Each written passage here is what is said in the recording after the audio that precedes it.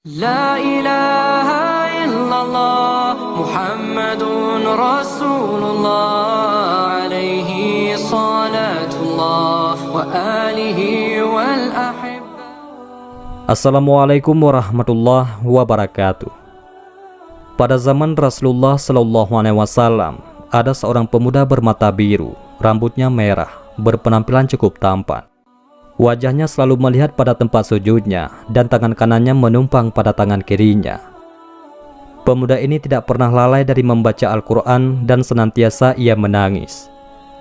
Pakaiannya hanya 2 helai saja, namun sudah terlalu lusuh untuk dipakai, sehingga tidak ada orang yang menghiraukannya. Pemuda ini jika bersumpah demi Allah, pasti akan terkabul.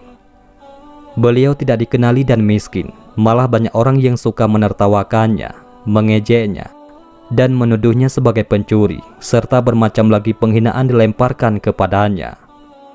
Pemuda Yaman ini telah lama menjadi yatim, tidak mempunyai saudara kecuali hanya ibunya yang telah tua dan lumpuh. Untuk menyerah kehidupan sehari-hari, Uwais bekerja sebagai pengembala kambing. Upah yang diterimanya hanya cukup untuk kehidupan harian bersama ibunya. Jika ada uang lebih, beliau akan membantu tetangganya yang hidup miskin dan serba kekurangan seperti keadaannya. Walaupun dalam keadaan serba payah, beliau tidak pernah lalai dalam mengerjakan ibadahnya, sedikit pun tidak pernah berkurang. Sepanjang hidupnya, beliau melakukan puasa di siang hari dan bermunajat di malam harinya. Akan tetapi hanya satu permintaan yang sulit ia kabulkan. "Anakku, mungkin ibu tak lama lagi akan bersamamu. Ikhtiarkan agar ibu dapat mengerjakan haji," pinta sang ibu. Mendengar ucapan sang ibu, Uwais Al-Qarni pun jadi termenung. Perjalanan ke Mekah sangatlah jauh, melewati padang tandus yang cukup panas.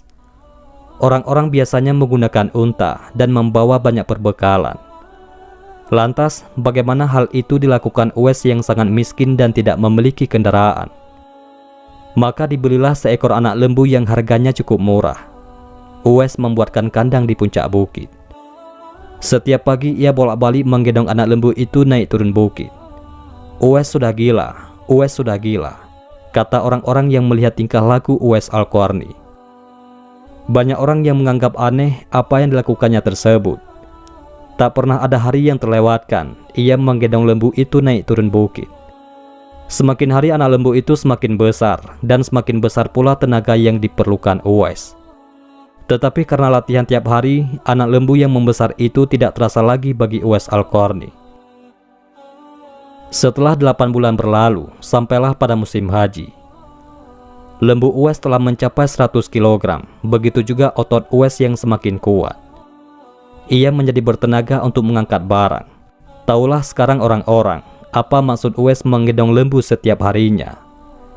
Ternyata ia sedang latihan untuk menggendong ibunya. Uwais menggendong ibunya berjalan kaki dari Yaman ke Makkah.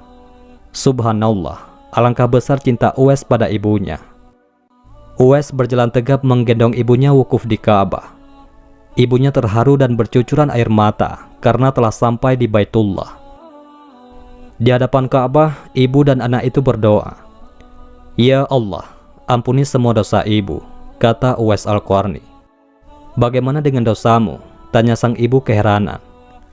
Uwais menjawab, "Dengan terampuninya dosa ibu, maka ibu akan masuk surga. Cukuplah ridho dari ibu yang akan membawaku ke surga."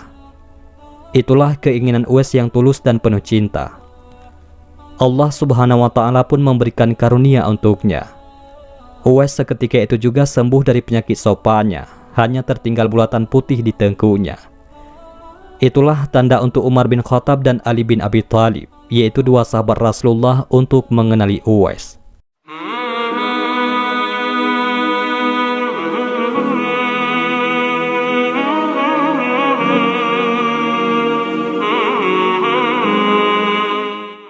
Uwais Al-Qarni telah memeluk Islam pada masa negeri Yaman mendengar seruan Nabi Muhammad SAW.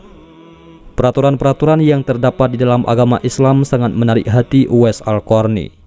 Banyak rekan-rekannya yang telah memeluk Islam pergi ke Madinah untuk mendengar secara langsung dakwah Nabi Muhammad SAW. Hati Uwais juga bersemangat untuk ke Madinah untuk bertemu kekasih Allah, penghulu para nabi. Tetapi beliau tidak mampu karena tidak mempunyai bekal yang cukup untuk sampai ke sana. Apalagi beliau perlu menjaga ibunya. Jika beliau pergi, siapa pula yang akan melihat ibunya? Dikisahkan ketika terjadi perang Uhud, Rasulullah Shallallahu Alaihi Wasallam mengalami cedera dan giginya patah karena dilempari batu oleh musuh-musuhnya. Berita ini akhirnya sampai kepada Uwais, lalu ia segera memukul giginya dengan batu hingga giginya patah. Hal tersebut dilakukan sebagai bukti kecintaannya kepada baginda Nabi Muhammad SAW, sekalipun beliau belum pernah melihat baginda Nabi. Hari berganti hari dan musim pun berlalu, kerinduannya terhadap Rasulullah tak dapat dibendung lagi. Uwais merenungkan diri dan bertanya dalam hatinya, bisakah dirinya dapat bertemu dengan Nabi dan memandang wajah Nabi dari dekat? Akhirnya pada suatu hari Uwais mendekati ibunya, mengeluarkan isi hatinya dan memohon izin kepada ibunya agar diperkenankan pergi menemui Nabi yang begitu ia rindukan di Madinah. Sang ibu, walaupun telah uzur, merasa terharu ketika mendengar permohonan anaknya. Beliau memahami perasaan Uwais dan berkata, "Pergilah wahai anakku, temuilah Nabi di rumahnya, dan bila telah berjumpa, segeralah engkau kembali pulang." Dengan perasaan gembira yang amat sangat, Uwais berkemas untuk berangkat ke Madinah. Dan sebelum pergi, beliau menyiapkan keperluan ibunya yang akan ditinggalkan, serta berpesan kepada tetangganya agar dapat menemani ibunya sepanjang kepergian beliau. Sesudah mencium tangan ibunya yang tercinta, berangkatlah Uwais menuju ke Madinah, yang jaraknya sekitar 400 km dari Yaman. Dengan waktu yang cukup lama, akhirnya tibalah Uwais Al-Qarni di kota Madinah. Segeralah ia menuju ke rumah Nabi Muhammad SAW. Diketuknya pintu rumah itu sambil mengucapkan salam. Keluarlah Sayyidatina Aisyah radhiyallahu anha sambil menjawab salam Uwais. Segera saja Uwais menanyakan baginda Nabi yang ingin ditemuinya.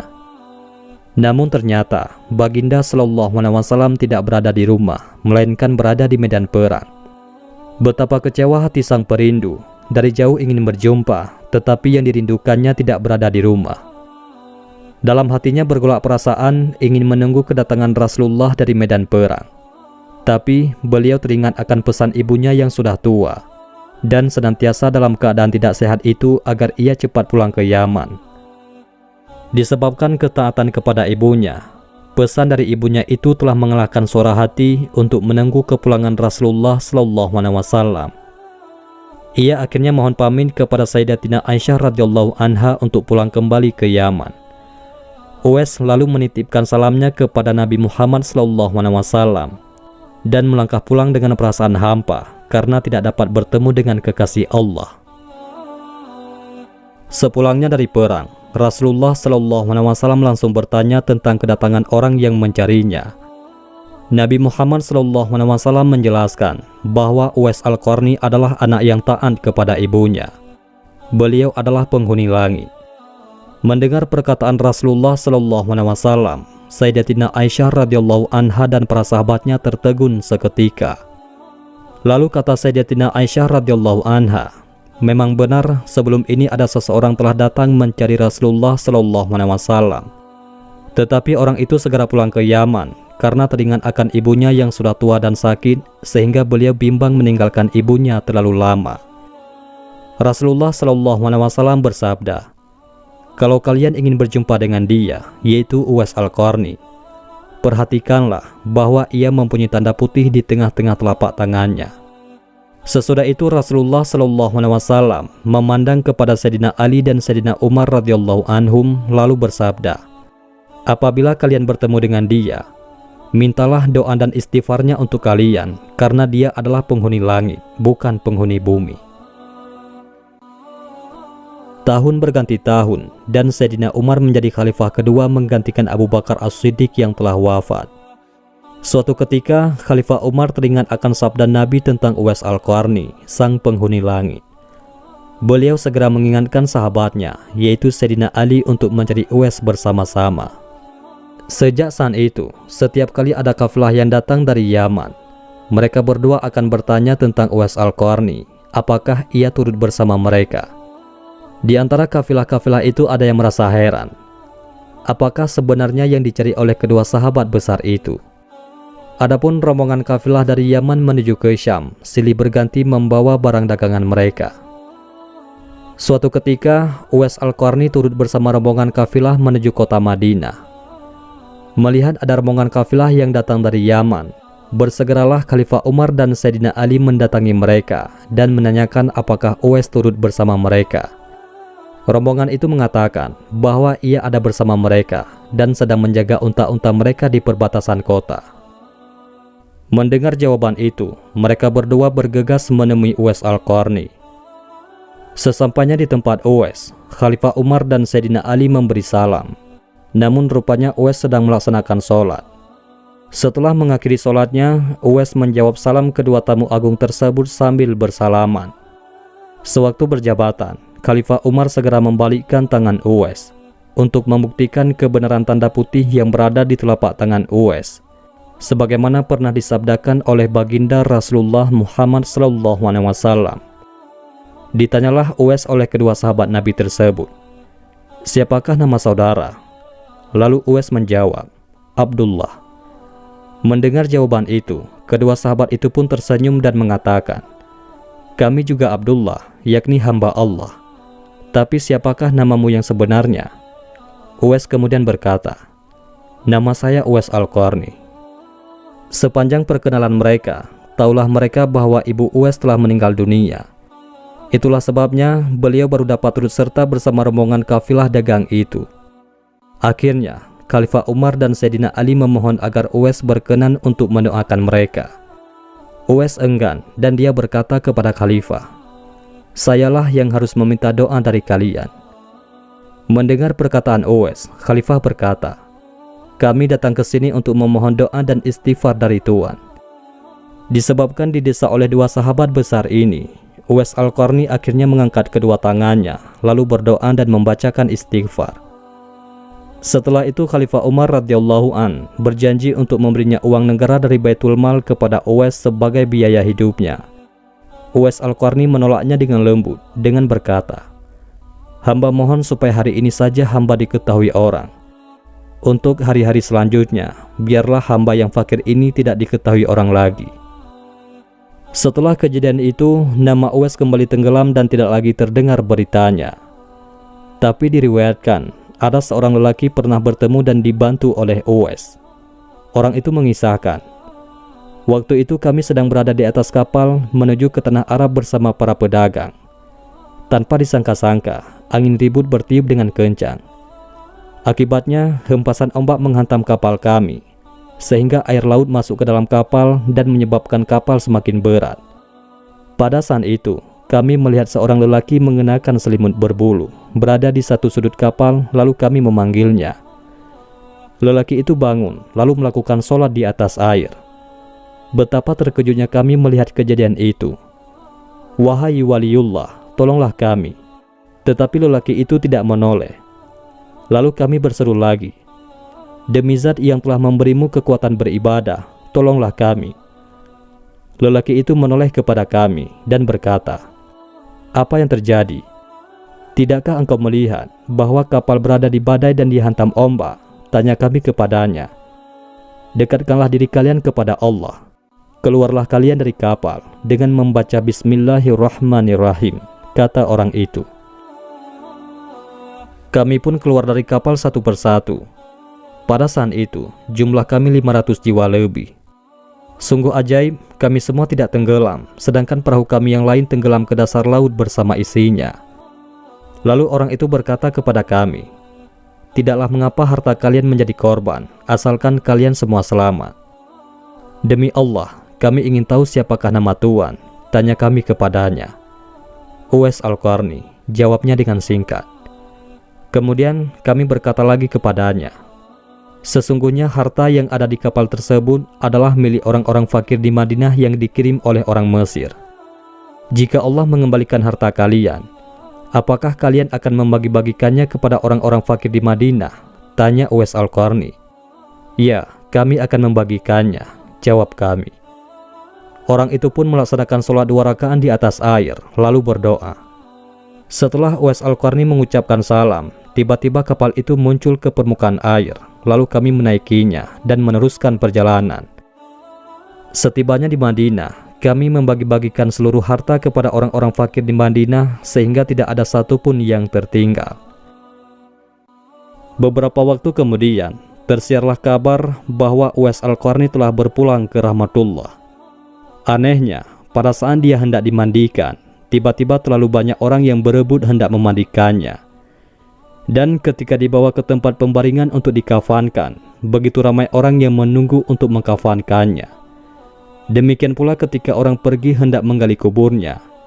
Di sana ternyata sudah ada orang-orang yang menggali kuburnya hingga selesai. Ketika usungan dibawa menuju ke perkuburan, luar biasa banyaknya orang yang berebut hendak mengusungnya. Meninggalnya Uwais Al-Qarni telah menggemparkan masyarakat kota Yaman. Banyak terjadi hal-hal yang amat mengherankan penduduk Yaman. Sedemikian banyaknya orang yang tak dikenali datang untuk mengurus jenazah dan pemakamannya. Sejak ia dimandikan, sampailah ketika jenazahnya hendak diturunkan ke dalam kubur, ada saja orang-orang yang telah siap melaksanakannya terlebih dahulu. Penduduk kota Yaman tercengang. Mereka bertanya-tanya, "Siapakah sebenarnya engkau, wahai Uwais Al-Qarni? Bukankah Uwais yang kita kenal hanyalah seorang fakir yang tidak memiliki apa-apa, yang kerjanya hanyalah sebagai pengembala kambing dan unta? Tetapi ketika hari wafatmu, engkau telah menggemparkan penduduk Yaman dengan hadirnya manusia-manusia asing yang tidak pernah kami kenal. Mereka datang dalam jumlah sedemikian banyaknya. Agaknya mereka adalah para malaikat yang diturunkan ke bumi hanya untuk mengurus jenazah dan pemakamanmu." Barusan itulah penduduk Yaman mengetahui siapa Uwais Al-Qarni, yang ternyata tidak terkenal di bumi, akan tetapi beliau sangat terkenal di langit. Begitulah Uwais Al-Qarni, sosok yang sangat berbakti kepada orang tua. Dan itu sesuai dengan sabda Rasulullah ketika Rasulullah ditanya tentang peranan kedua orang tua. Rasulullah SAW menjawab, "Mereka adalah yang menyebabkan surgamu atau nerakamu." Hadis riwayat Ibnu Majah. Demikianlah kisah Uwais Al-Qarni. Semoga kita dapat mengambil hikmah dari kisah beliau. Mudah-mudahan ini semua bermanfaat. Assalamualaikum warahmatullahi wabarakatuh.